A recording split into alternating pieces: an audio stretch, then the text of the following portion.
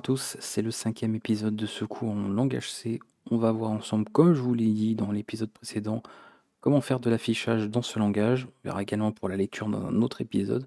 Mais vous allez voir que si vous venez d'un langage comme Python par exemple, ou PHP, où il s'agit juste d'utiliser une petite macro, une instruction, une fonction, et on affiche directement du texte, au niveau du C, c'est un petit peu particulier. Alors jusqu'à présent, il est vrai, dans ce qu'on a vu au début du cours, je vous avais montré que pour afficher un simple texte, avec un retour à la ligne d'ailleurs, qui est ajouté de manière automatique, on utilisait ce genre de fonction. Il y en a d'autres, hein, mais cette fonction marche très bien et suffit pour faire cela, qui est la fonction puts, sans vous détailler d'ailleurs ce qu'est une fonction, ce qu'on le verra plus tard. Et ensuite, on n'avait plus qu'à exécuter notre programme, enfin le compiler déjà et ensuite l'exécuter. Et après, on affichait directement le texte. Bref, pas de problème là-dessus. Moi, je sais pas si je l'ai dit, mais je reprécise quand même, on a des caractères un peu particuliers aussi hein, pour ce qu'il s'agit de texte, à savoir l'anti-slash n pour nouvelle ligne.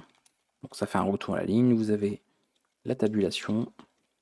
Vous avez d'autres choses, hein, le retour chariot, c'est-à-dire de revenir au début de la ligne en cours, voilà, etc. Donc ça, ce sont des caractères universels qu'on retrouve partout en programmation, quel que soit le langage de programmation. Si vous notez ces caractères, ça aura la même signification en PHP, etc. Donc vous pouvez les retrouver. Donc là, si je voulais éventuellement mettre ce texte-là, je peux faire ceci, je vais recompiler mon programme, et je fais ça, et on a bien une tabulation. Voilà. Donc comme ça, c'est fait. J'allais peut-être montrer, mais au moins, bon, je fais un petit rappel, ça fait pas de mal de toute façon. C'est rapide. On va aller un peu plus loin. Parce que ce que vous avez vu précédemment, c'est l'utilisation de variables. La création, donc déclaration, initialisation, modification de variables. Et on n'avait pas pu voir de l'affichage, parce que vous avez dit que c'était quand même un cas particulier. Parce que là où des langages, il suffit de concaténer les données hein, pour afficher tel quel, au niveau du C, c'est un peu particulier. Alors celle-ci d'ailleurs ne le permet pas, parce qu'il s'agit de faire de l'affichage d'une simple chaîne de caractères. Donc on ne peut pas concaténer des données, on ne peut pas formater des données. Et pour ça, on va devoir passer par une autre fonction qui est d'ailleurs souvent vue hein, sur les cours rapidement. C'est d'ailleurs ce que je vous avais montré moi dès le début de l'ancienne version hein, du cours en langage C. Parce qu'on avait vu ça comme ça. Et je trouvais plus intéressant dans cette nouvelle version de voir les choses un peu autrement, justement, de manière un peu plus logique, qui est l'utilisation de la fonction printf. Alors en réalité d'ailleurs je devrais dire celle-ci, cette fonction-là, qui est une fonction qui permet de faire de l'affichage sur un flux. Un flux, ça peut être plein de choses. Ça peut être ici notre terminal, d'accord, ce qu'on va appeler d'ailleurs ici la sortie standard, donc stdout, hein, il y a un nom précis pour ça. Ça peut être un fichier, voilà, et ça peut être d'autres choses. Voilà. Mais nous, principalement, ce qu'on verra plus tard, bon, c'est écrire et lire dans un fichier, hein, enfin, lire depuis un fichier et écrire dans un fichier, qui soit d'ailleurs en mode texte ou mode binaire, on verra ça un peu plus tard dans le cours. Et ce qui nous intéresse pour cette vidéo, c'est de l'affichage là. Comme il y a un petit argument à renseigner en plus, c'est-à-dire celui-ci quand on veut faire notamment de l'affichage, le langage C propose une fonction, on va dire un peu raccourcie, qui est printf. Je vais y arriver, décidément j'écris n'importe quoi. Celle-ci revient à utiliser cette fonction, là, si je vous la détailler, en précisant à un moment donné comme argument qu'on veut écrire sur la sortie.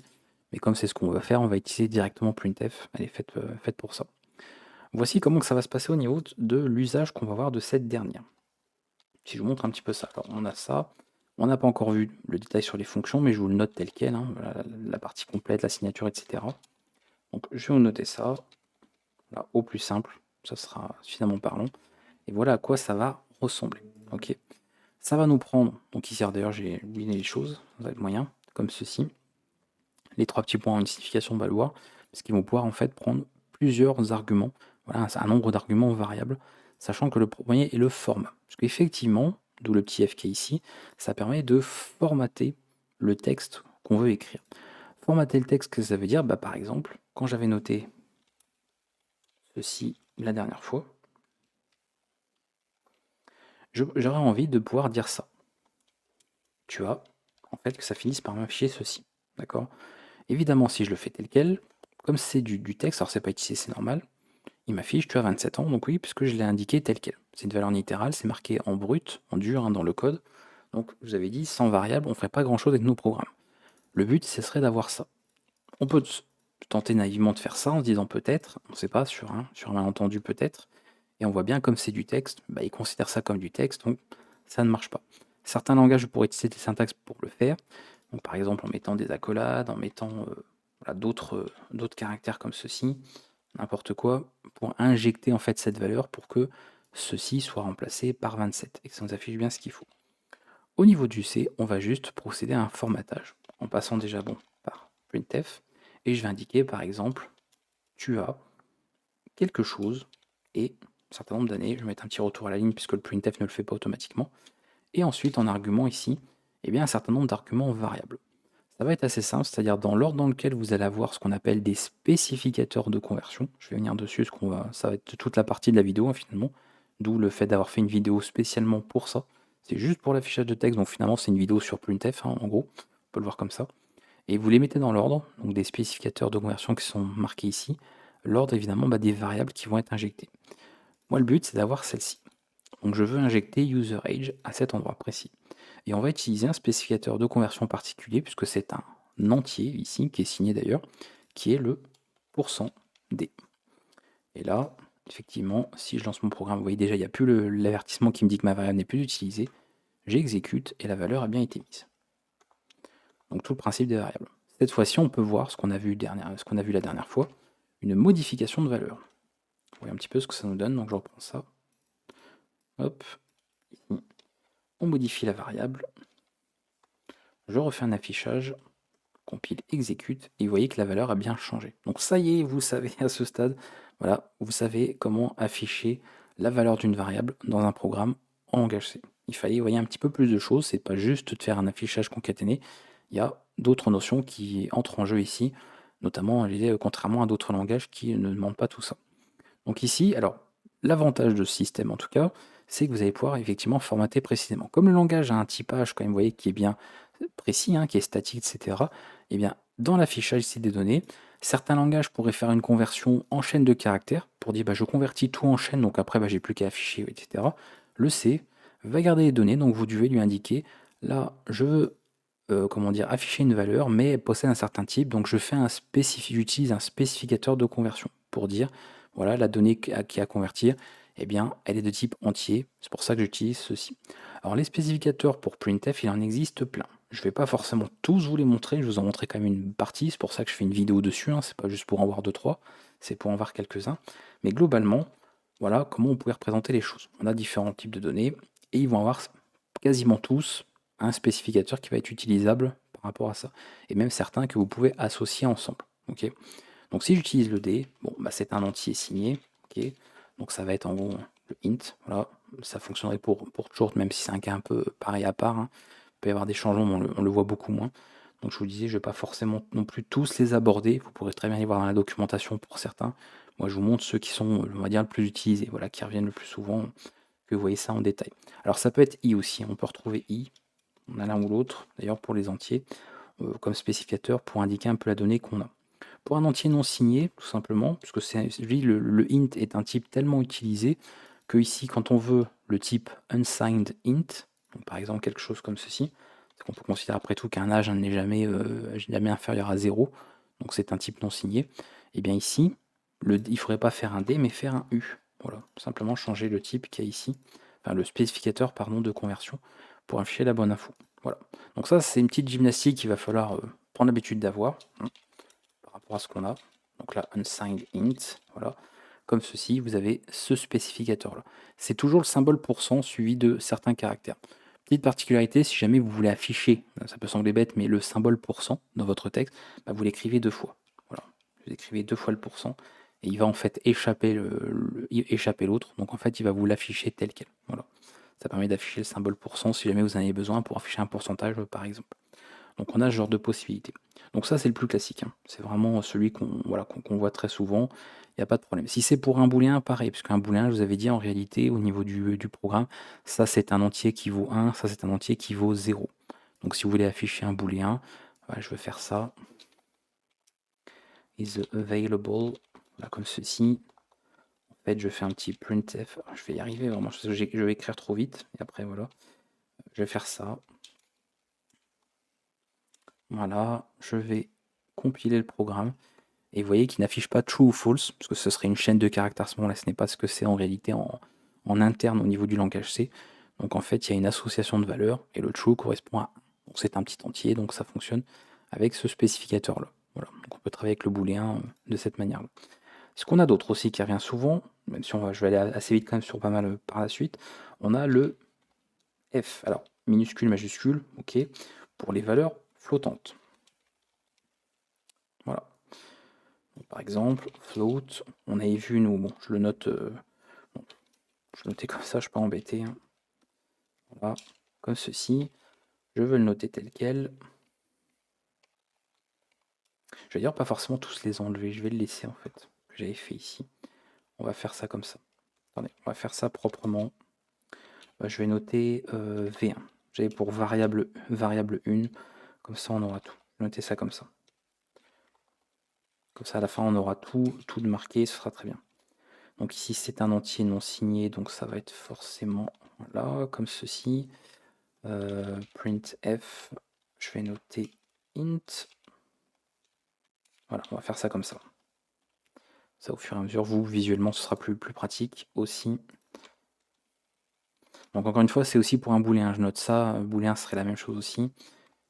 Mais pour aller un peu vite, comme vous avez vu que c'est la même chose, je vais noter juste ça. Pour un float, donc je vais le noter là, on va faire V3. Hop. Vous allez utiliser le %f. Sachant qu'il y aura une précision, je l'avais dit je crois précédemment, de 6. Au niveau des décimales, oui c'est ça, 6, parce que j'ai peut-être 4, mais non c'est 6. Donc là, on peut l'afficher de toute façon, que vous voyez. Donc ici, hop, alors de toute façon j'ai pas noté une valeur. Non c'est bon, j'avais noté ça. Alors, il m'a pas mis juste, voilà. Parce qu'il m'a fait des arrondis, mais c'est normal, encore une fois, il y a des arrondis qui sont faits. Donc parfaitement logique. Vous voyez, il y a un arrondi qui est fait ici. C'est pour ça que c'est pas des valeurs exactes, hein, ce que je vous avais dit. Donc on a comme ça ces différents types qui sont affichés, voilà, en fonction des différentes valeurs que l'on veut. Ça pour chacun, pas de problème là-dessus. Si jamais vous voulez réduire l'arrondi, par exemple que je veux ça, je veux faire un arrondi à 2 décimales près, pour utiliser .2. Je n'ai pas montré pour forcément d'autres, mais c'est surtout utile hein, pour ça. Ce que je vous ai dit, hein, la fonction printf, en fait, il y a énormément, hein, la documentation est assez conséquente là-dessus, juste pour une seule fonction. Mais pour .2, pour dire en fait 2 décimales. Et ainsi, voilà, vous avez quelque chose qui va être arrondi à 2. Voilà, comme ça. Donc attention, pas garanti forcément. Bon là, l'arrondi normalement si par rapport à ce que j'ai noté. Mais encore une fois, les calculs ne sont pas des calculs précis, hein, puisque ce sont des arrondis qui sont faits. Donc il y a forcément une marge d'erreur ici. C'est pas fait pour être des valeurs exactes. Qu'est-ce qu'on a d'autre? Alors pour le double, bon bah ça va être ça que je peux le noter aussi hein, pour L, LF, etc. C'est vrai que j'aurais pu d'ailleurs le noter, oui. 4, voilà, ça va faire une grande valeur. Etc. Donc ça rappelle un petit peu ce qu'on avait vu hein, avec notamment les suffixes. Comme ceci, pas que j'oublie un numéro, sinon je vais avoir des valeurs bizarres. Ok, ça vous voyez, je fais au fur et à mesure, hop, avec vous, et vous voyez un peu ce que ça donne. Donc pareil, par défaut, à 6, si je veux rassembler, je mets par exemple 0.5, pour dire 5 valeurs décimales significatives, quoi. Voilà, on peut s'arrêter à 5, on peut faire des arrondis comme ça, si on veut. Donc classique, ensuite il y a LLF, si on veut bien sûr travailler avec d'autres valeurs encore plus grandes. Hein. Vous voyez ici, voilà, long double. On est d'ailleurs dans ces grands L, d'ailleurs je dis des bêtises. C'est juste un grand L, donc vous pouvez faire comme ça pour chaque. Donc je ne vais pas l'écrire pour tous, mais vous comprenez un peu le principe au niveau des spécificateurs, ce qui revient souvent. Pour les valeurs aussi, éventuellement, si on veut noter des valeurs, par exemple j'ai ça. Oui, je vais noter comme ça. Je vais noter 14. Et ensuite, bien évidemment, si je fais ça V5, bon, ok, on va avoir la valeur décimale. D'accord, il n'y a pas de problème. Là-dessus, valeur décimale de ça. Maintenant, si je fais ça, alors il n'y a pas pour le binaire, parce que c'est un cas particulier, mais donc il faudrait que vous écrivez votre propre fonction, si vous voulez avoir cette valeur-là. Mais si je note comme ceci, voilà, donc là, il m'a mis quoi? Il m'a mis, oui c'est ça, il m'a mis 1,6. On va avoir des valeurs octales, et on peut travailler bien sûr avec des valeurs hexadécimales, donc avec un X majuscule éventuellement aussi, ça marche. Donc là on a le E. Vous voyez, on a comme ça des conversions qui sont faites, puisque rappelez-vous, ce sont des spécificateurs de conversion. Donc il va faire en sorte bien, de vous afficher la valeur décimale 14 en hexadécimal, ce qui correspond à E, voilà, tout simplement. Donc on peut faire ce genre de choses. Si j'avais mis ça, pareil, on aurait une autre valeur. Voilà, 5 AE, vous voyez, ça change en fonction. Donc c'est pour ça que c'est important de bien retenir que ce sont des spécificateurs de conversion, ce qu'ils effectuent effectivement des conversions au moment de l'affichage par rapport à ça. Sauf si bien sûr vous avez directement ce qu'il faut Donc si c'est pour un entier, bon bah ça correspond parfaitement, mais on peut éventuellement faire ça directement si on veut faire des changements par rapport aux valeurs qu'on a. Qu'est-ce que je peux vous montrer d'autre? Parce que pareil, le U, hein, pour les autres types, il peut être ajouté, hein, si c'est pour du long ou autre, vous pouvez ajouter le U après. Vous pouvez mettre LU par exemple. Vous voyez, pour le long ici, vous l'afficherez avec un %L, d'accord? Et si vous voulez en non signé, bah, vous mettez %LU, tout simplement. Donc ça, je vous le dis pas pour tous, ça vous fait aussi l'occasion de tester. Vous voyez un petit peu ce qu'il en est. Donc voilà, j'ai montré un X, enfin %O, %X pour tout ce qui est octal, hexadécimal, qui sont des conversions un peu particulières. Qu'est-ce que je peux vous montrer d'autre? Bah oui, d'ailleurs, c'est pas L, c'est il est où? Le long que je vais vous montrer, est-ce que c'est LD? LD, je vais le mettre ici. J'ai pas mis les bons, hein. Alors c'est pas grave, on s'en fiche. Je vais mettre une grande valeur exprès. Hop, même d'ailleurs en négatif. Combien de temps? Parce que je veux pas aller trop vite.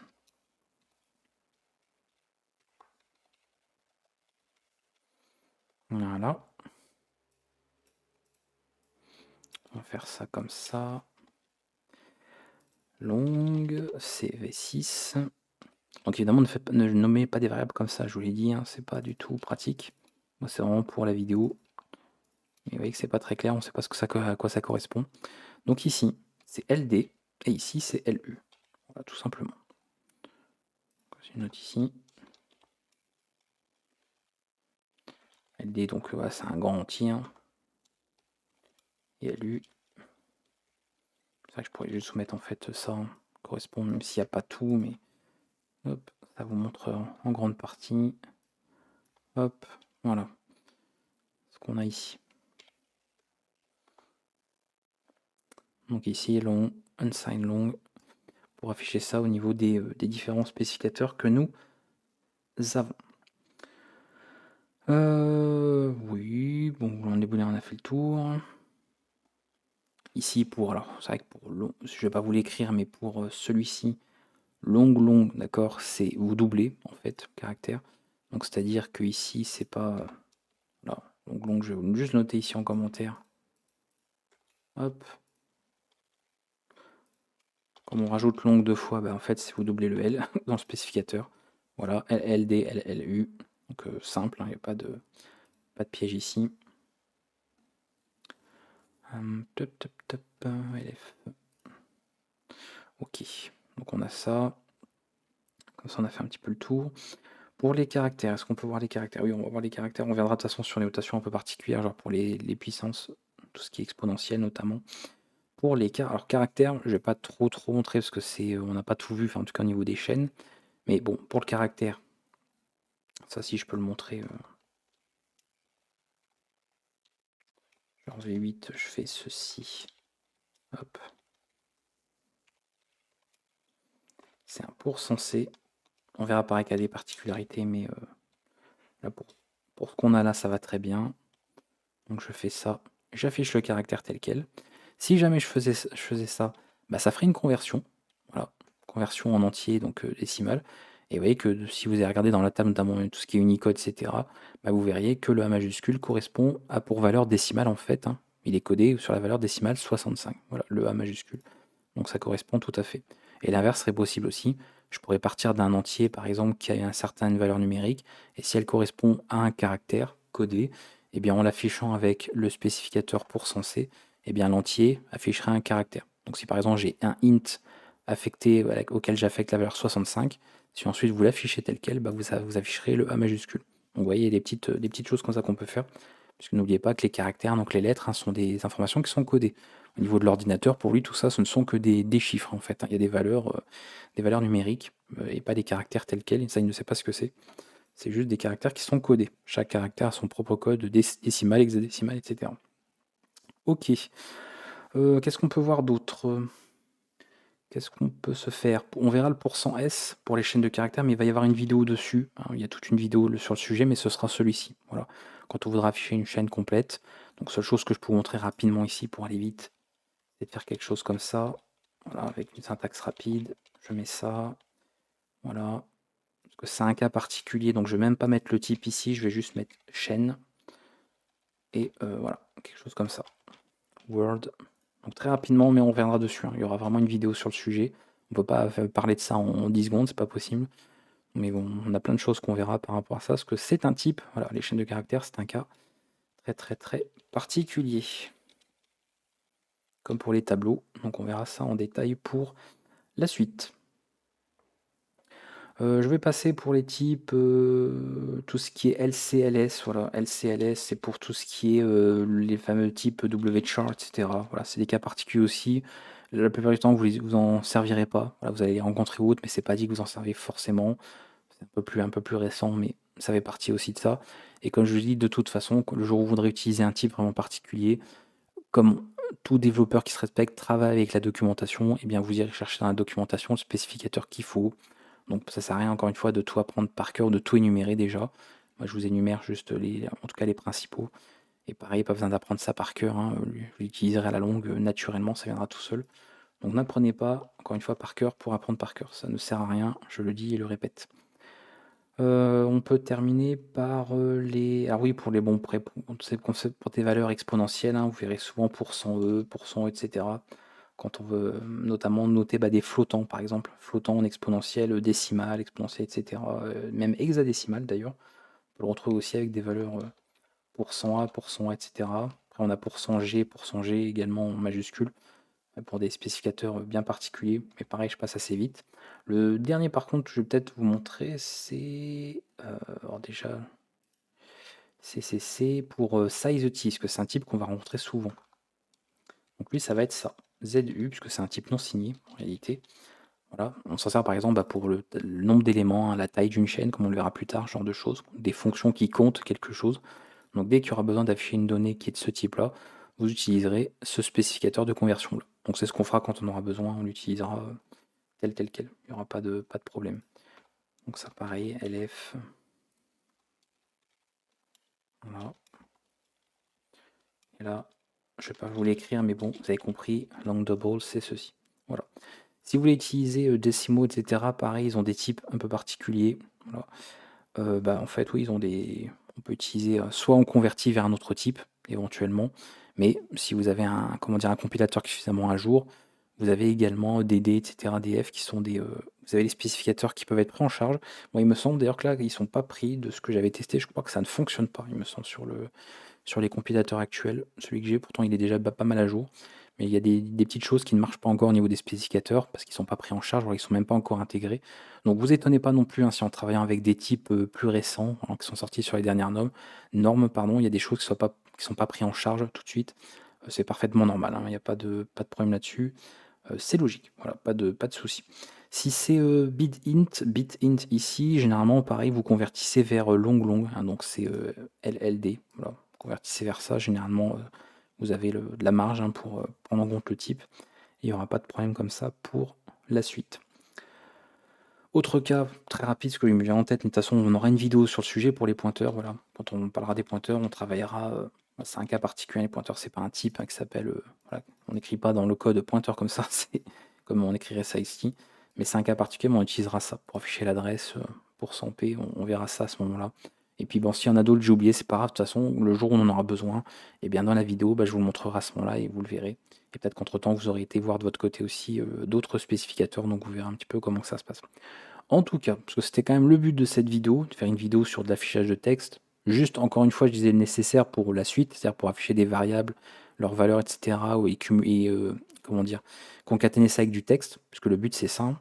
Je termine avec un dernier exemple, parce qu'il y a peut-être des gens pour qui ça n'aurait pas forcément été clair de voir comment ça marche. Donc par exemple, je peux faire ceci. Hop, je vais noter.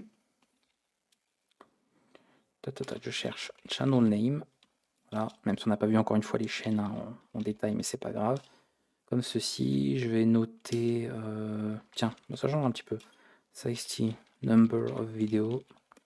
Bon, en réalité, il n'y en a plus de 1000, j'ai pas le nombre exact, mais on va dire que j'ai peut-être fait tant de vidéos sur la chaîne, mettons. Voilà.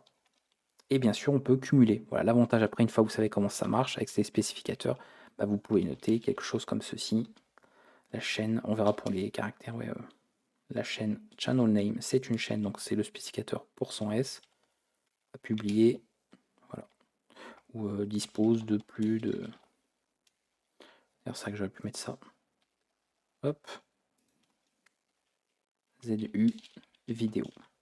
Petit retour à la ligne, la virgule, et ensuite, vous voyez, premier spécificateur, c'est ça, donc je vais mettre ça, channel name, et le second, ça fait référence à ça, donc je mets cette variable. Vous voyez, vous les mettez vraiment dans l'ordre des spécificateurs que vous avez. S'il y a 3 spécificateurs, vous êtes censé avoir 3 variables ici, pour voir par quoi sont remplacées ces valeurs-là. Il n'y a plus qu'à compiler tout ça, exécuter, voilà, et nous avons bien notre programme tel quel, avec cette fois-ci concaténation, enfin en tout cas affichage et de texte brut, de texte de manière littérale ici, avec des valeurs de variables qui ont bien été injectées au bon endroit, donc ça fonctionne tel quel. Voilà, on va s'arrêter là. J'ai pris un peu le temps, voilà, de développer ça. Encore une fois, c'est beaucoup d'informations, donc c'est normal, hein, vous inquiétez pas de vous dire oula, mais il va falloir retenir tout ça. Non, je l'ai déjà dit, encore une fois, pas de problème. La plupart du temps, comme vous allez afficher des entiers pour ce qu'on va faire, en tout cas dans les prochaines vidéos, bah, ça va être principalement celui-ci. Pour les caractères, ce sera le %C, ça d'ailleurs je ne l'ai pas noté, mais voilà, principalement caractère. Donc s'il y a besoin, ce sera celui-ci. Donc ceux qui vont être le plus utilisés, ça va être le %D, ça va être ces deux-là, ça va être éventuellement lui par rapport à ce qu'on fera. Et après, bien sûr, flottant, etc. Bon, tout dépend du type, mais vous voyez que voilà, il n'y a pas grand-chose, à moins de partir sur des grands types. Bon, dans l'exemple de cours que je vais vous montrer, on va principalement travailler avec ça. On va principalement ici travailler avec in, voire long. Donc ça va être %D ou %LD. Bref, et après, c'est assez simple. Et encore une fois, si vous n'avez pas en tête, n'oubliez pas, quand on développe, etc., quand on programme, on travaille toujours avec les documentations. Donc on ne cherche pas forcément systématiquement à apprendre les choses par cœur pour les apprendre par cœur, hein, c'est pas une poésie. Donc il n'y a aucun problème à avoir votre documentation à côté de vous, et comme ça, bah, quand vous avez besoin d'afficher une donnée avec un format bien précis, eh bien, vous regardez le spécificateur qui correspond, il n'y a aucun problème. Là, je le dis, c'est vraiment important de casser un peu cette idée que forcément il faut tout retenir par cœur. Non, si on finit par retenir les choses parce que ça se fait naturellement, par habitude avec le temps. Voilà, moi pendant longtemps, surtout quand vous faites plein de langages, il y a plein de spécificateurs que je connaissais pas. Il y en a même encore aujourd'hui que je connais pas forcément, que je garde pas forcément tout le temps en tête parce que j'utilise jamais ou alors très peu. Et je fais pas non plus du C tous les jours, donc forcément, voilà, le cerveau priorise un petit peu les informations qu'il garde, hein, tout ce qui est rétention, etc. Donc il n'y a aucun souci par rapport à ça. Surtout avec les mises à jour qu'il y aura de la norme, du langage, il y aura sûrement plein d'autres choses qui vont arriver, plein d'autres spécificateurs aussi. Donc il n'y a vraiment aucun problème. Donc je ne vous ai pas montré notamment ce qu'on pouvait gérer différentes tailles, je vous l'ai montré pour ces types-là notamment, tout ce qui était par exemple le nombre décimal. Et bien sûr, on aurait pu faire certaines comment dire, vérifications de taille pour d'autres types, mais je vous l'ai montré pour ceux qui me semblaient bon, plus pratiques. Voilà, on peut même faire des fois de la suppression de caractères, on peut le faire notamment sur ça. Si qu'un jour vous voyez quelque chose comme ceci, voilà, c'est des choses qu'on peut retrouver, mais on verra ça le moment venu s'il y a besoin. Je ne voyais pas l'intérêt d'alourdir un peu plus la vidéo avec ce genre de syntaxe-là à ce stade, sachant que ça va absolument pas vous être utile tout de suite. Donc là, vous avez vraiment ce qu'il faut. Le but vraiment de cette vidéo, c'était de vous montrer comment faire de l'affichage de texte, voilà, l'affichage de valeurs de variables, parce qu'on va avoir besoin dans les épisodes prochains de pouvoir faire ça par rapport à ce que je vous montre en vidéo, donc c'est bien que vous sachiez le faire. Et dans tous les cas, le prochain épisode, ça va être sur de la lecture. Donc là, on va lire des données depuis le clavier pour pouvoir les mémoriser dans des variables. Comme ça, vous allez pouvoir demander des informations à l'utilisateur. Et pareil, on verra les choses, l'essentiel, le nécessaire par rapport à ce qui va vous servir dans le cours. Et bien sûr, plus tard, on pourra aller beaucoup plus loin que ça parce que vraiment, tout ce qui est entrée-sortie, c'est assez conséquent, hein, dans ce langage, beaucoup plus que d'autres d'ailleurs, notamment sur le côté sécurité, etc., contrôle des données. Donc on prendra le temps de décortiquer un petit peu tout ça le moment venu et de faire les choses, on va dire, en temps et en heure. Si vous avez des questions, n'hésitez pas. Encore une fois, j'ai bien pris le temps de vous détailler ça. N'hésitez pas à prendre des notes aussi, parce qu'il y aura sûrement besoin. Et pour le reste, ne vous inquiétez pas, ça ira très bien. Entraînez-vous, il y a des exercices à corriger qui sont proposés, hein, régulièrement. Vous avez tout ce qu'il vous faut notamment sur le GitHub, etc. Donc pensez à aller voir pour vous exercer. N'attendez pas non plus forcément sur ces exercices pour en faire vous-même. Vous pouvez très bien vous exercer tout seul dans votre coin, faire vos petits programmes, réviser ce qui a été vu. Surtout si ce ne sont pas forcément des choses exactement montrées en vidéo, hein. Ne faites pas que mimer ou répéter ce qui est montré en vidéo. Écrivez vos propres programmes aussi pour voir si vous avez bien compris les notions, si tout est clair pour vous. Parce que, comme pour le reste, on va très vite enchaîner avec plein d'autres notions, plein d'autres syntaxes. Donc il faut être au point un petit peu pour la suite. A bientôt et on se retrouve pour le prochain épisode où on parlera de lecture. Donc on a vu l'affichage de texte, on verra comment lire des données au clavier dans la prochaine vidéo. Ciao!